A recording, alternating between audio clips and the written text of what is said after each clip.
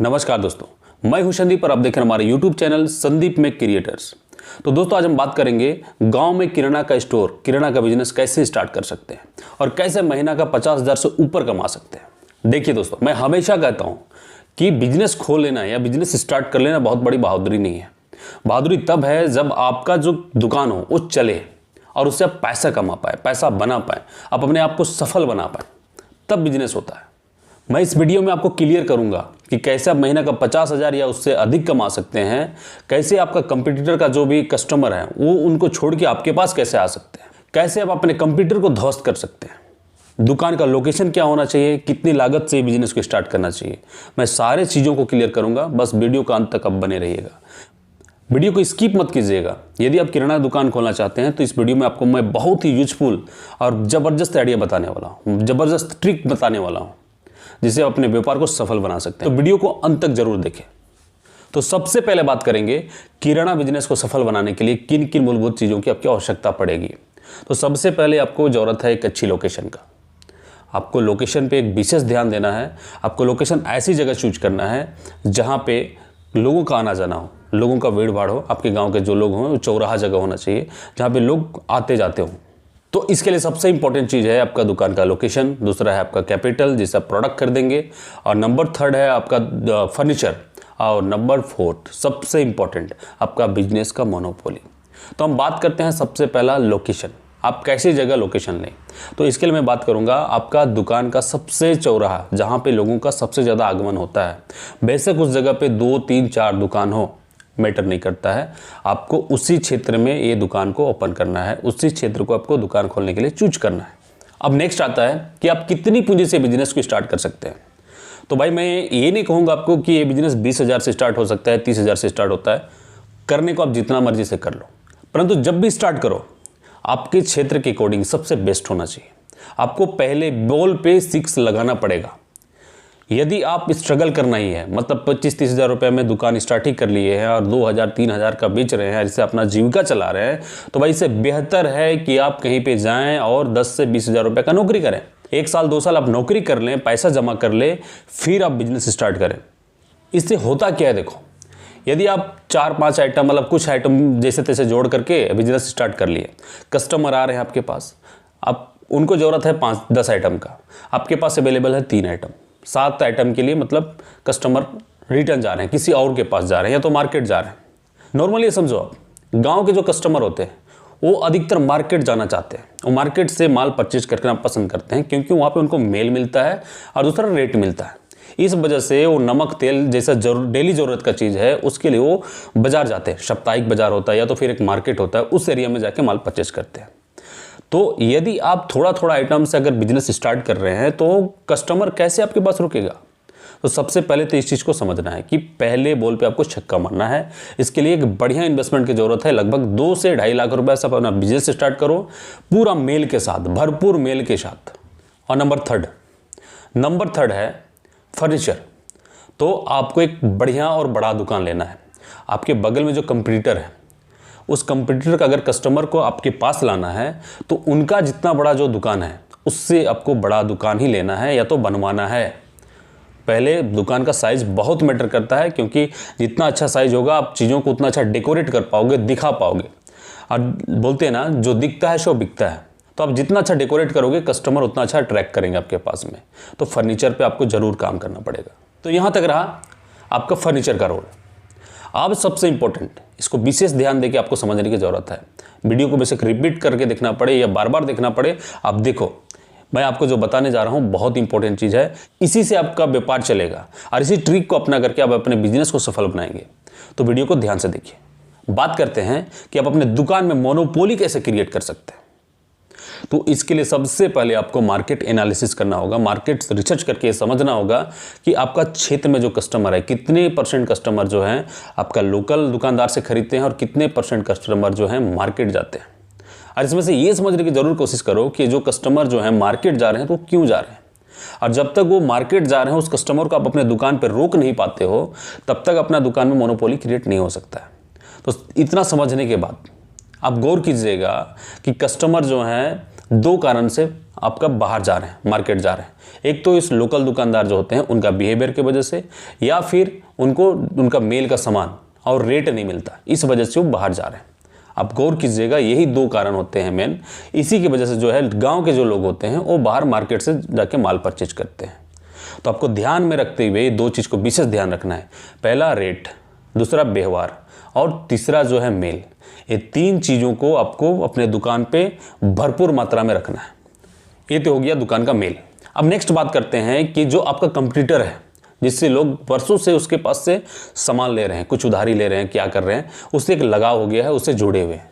तो वो जो कस्टमर है उनका दुकान छोड़ करके आपके पास कैसे आएंगे?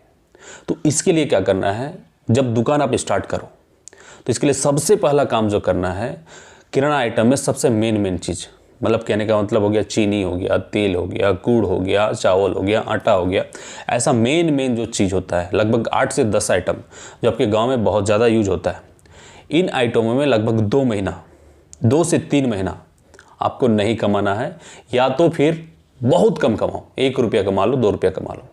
बस ये समझ करके कि 2 महीना 3 महीना आपको तब करना है उस बिजनेस के लिए, क्योंकि आपके पास मेल हो गया पूरा भरपूर, पूरा सभी आइटम दे रहे हैं। और दूसरा जो है मार्केट वाला जो रेट है उससे कम रेट रखना है आपको। और जो लोकल जो आपके कंपटीटर है उससे तो आपको बिल्कुल भी कम रेट होगा, क्योंकि वो 1 रुपये में काम करेंगे नहीं, क्योंकि वो 1 साल 2 साल से काम कर रहे हैं, उधारी कर रहे हैं, तो ज़रूर 5% से 10% में काम कर रहे हैं, 20% में काम करते हैं गाँव के जो दुकानदार होते हैं वो लोग। तो आपको क्या करना है, स्टार्टिंग में ये सब में नहीं कमाना है। जो भी कस्टमर उसका एक बार आएगा ना, ये जो माउथ पब्लिसिटी होता है ना सर, ये ज़बरदस्त होता है। मैं एग्जांपल के तौर पर बता रहा हूँ। मान के चलो आपके जो कंपटीटर हैं, बगल दुकानदार हैं, वो चीनी जो है 40 रुपये 42 रुपये किलो बेच रहे हैं, और आप स्टार्टिंग से ही आपकी दुकान में चीनी जो है 38 रुपये 37 रुपये बेचने लगे। जो भी कस्टमर आ रहा है, मान के चलो कोई कस्टमर आता है, वो वहाँ से 42 रुपये में खरीद रहा है चीनी, आपके पास आके उसको 38 रुपये मिलता है, तो उसके लिए तो वाव मोमेंट आया ना सर। उसको तो लगा ना, अरे भाई यह तो बहुत सस्ता है। इसी तरह से 2-3 चीज़ और ट्राई किया, चीनी को ट्राई कर लिया, तेल को ट्राई कर लिया, और भी चीज़ों को ट्राई किया जिसमें उसको रेट बहुत कम लगे। उसको लगेगा वाह, ये तो बिल्कुल बहुत बढ़िया दुकानदार है भाई, बिल्कुल होलसेलर है, रियल होलसेलर है। इतना रेट तो हमको वहाँ पे नहीं मिलता जहाँ से हम मार्केट से खरीद के लाते हैं। मार्केट का जो होलसेलर है वो भी इतना रेट में नहीं देते हैं। तो अब क्या होगा कि उसके जितने भी रिलेटिव होंगे, रिलेटिव तो नहीं कहेंगे, मतलब जो भी गाँव के जान परिचय वाले लोग होंगे, वो जरूर बताएंगे भाई उसकी दुकान पर जाओ, जो नया खोला है बिल्कुल होलसेल रेट में देता है, बिल्कुल जेन्युइन रेट में देता है। वे भी आपके पास ट्राई करेंगे आके, और जब ट्राई करेंगे 2 रुपया 3 रुपये का डिफरेंट उनको मिलेगा, तो वो कस्टमर जो है आपके लिए परमानेंट बन जाएंगे, वो आपके बगल का दुकान में नहीं जाएंगे। और आपको सेकंड क्या करना है, आपको टाइम टू टाइम हर फेस्टिवल में आपको एक स्कीम, ऑफर स्कीम चलाना है। मान के चलो कोई 2000 का खरीद रहा है, 1500 का खरीद रहा है, 3000 का खरीद रहा है, तो उसके लिए कोई 1 केजी चावल फ्री कर लो, या तो 1 केजी चीनी फ्री कर दो, या तो फिर 1 केजी का तेल फ्री कर दो, या फिर कुछ टिफ़िन दे दो, या तो कुछ नए तरह का आइटम दे दो। इससे कस्टमर जो है रिपीट एंड रिपीट आपके पास बने रहेंगे, और इस ट्रिक से आप अपने कंपटीटर को ध्वस्त कर पाएंगे, उसको बर्बाद कर पाएंगे। उसका सारा जो कस्टमर है आपके पास आ जाएंगे। और सबसे मेन तो जो मार्केट जाते हैं ना, वो कस्टमर को आप रोक लिए, तो मतलब 50% तो ऐसे ही जो लोग होते हैं गांव के जो मार्केट से लेते हैं, तो 50 को ना रोक के आप उसमें से 25% भी कस्टमर आपके पास रोक लिए, और कंपटीटर का जितना भी है उससे 25%, तो आप पूरे गांव का 50% को अगर कैप्चर कर लिए, तो भाई हर घर में देख रहे हो ना प्रतिदिन कितना खर्चा है दाल चावल आटा से। आप ही जुगाड़ लगा लो कि आप महीने का 50,000 रुपये कमा सकते हो या नहीं कमा सकते, अब खुद मेरे को बता देना। ऐसे करते करते जब आपके पास रोटेशन बढ़ने लगेगा, कस्टमर का फुटफॉल बहुत ज़्यादा हो जाएगा, उसके बाद धीरे धीरे आप सामान को और ज़्यादा बढ़ाओ, और जितने भी आपके क्षेत्र के लोग हैं, छोटे छोटे दुकानदार हैं, उनको आप होलसेल में भी माल दो। उससे क्या हो जाता है कि आप एक ब्रांड बन जाते हैं, लोगों को लगेगा कि आप एक रियल होलसेलर हैं, ये लोग छोटे छोटे दुकानदार को भी माल देते हैं, तो ये हो जाएगी आपका ब्रांड। अब यहाँ से आपका दुकान का जो टेग बनेगा एक ओरिजिनल होलसेलर का बन जाएगा। फिर कस्टमर जो है ब्लाइंडली आपके पास माल लेंगे, और आपका व्यापार दिनों दिन बढ़ते चला जाएगा। और अब अंत में कुछ महत्वपूर्ण 4-5 बिंदुएं हैं जिसे आप ध्यान में रख के अपने व्यापार को नेक्स्ट लेवल तक पहुंचा सकते हैं। पहला, उधारी से बचना है इस व्यापार में, क्योंकि उधारी इतना डेंजर चीज़ है इस व्यापार के लिए कि आप इससे निकल नहीं पाओगे। तो स्टार्टिंग से ही कुछ ऐसा रूल बनाओ जिसे उधारी आपको देना ना पड़े। या तो देना भी पड़े तो बहुत सही लोगों को देना पड़े और जेन्युइन लोगों को देना पड़े। तो आपको शुरू से ही एक रूल बना लेना है, माहौल बना लेना है, कस्टमर को बताना है कि भैया अभी बही खाता हम स्टार्ट नहीं कर सकते, नया व्यापार है, हम इसमें बही खाता स्टार्ट नहीं करेंगे। और जब जमक जाएगा, लोगों को ट्रस्ट हो जाएगा कि आप बहुत कम रेट में बेचते हैं और उसको मना भी कर देते हैं, तो दुख नहीं लगेगा। उधारी कुछ % तो देना ही पड़ेगा, क्योंकि कोई भी ऐसा व्यापार नहीं बना है जिसमें बिना उधारी का बिजनेस चलता है। नंबर 2, आपको पहली बॉल पे छक्का मारने का है। थोड़ा थोड़ा माल रख करके अगर दुकानदारी आप करोगे तो निश्चित ही कस्टमर 1-2 बार आएंगे, फिर आपके पास नहीं आएंगे, क्योंकि आपके पास मेल नहीं हो पाएगा। और ऐसे धीरे धीरे बिजनेस को बड़ा करने में आपको बहुत टाइम लगेगा, या तो फिर फेल हो जाएगा। नंबर 3, मेल ज़बरदस्त होना चाहिए आपके दुकान पे, मेल नहीं घटना चाहिए। मतलब कस्टमर जो है आपके पास में जिस चीज़ के लिए है उसको उस चीज़ मिलना चाहिए। अगर बाई चांस नहीं है, सेम डे नोट करो, दूसरे दिन उसको मंगा के ज़रूर दो। नंबर 4, आपका जो कंप्यूटर है उसको हमेशा वॉच करना है, उस पर एकदम शार्प नज़र बना कर रखना है कि वो क्या कर रहा है। कोशिश करना है दुकान आपका बंद नहीं होना चाहिए। यदि आपका दुकान बंद हो जाता है, सामने वाला कंप्यूटर ऐसे में मौका उठा सकते हैं, मौका लेकर चौका मार सकते हैं।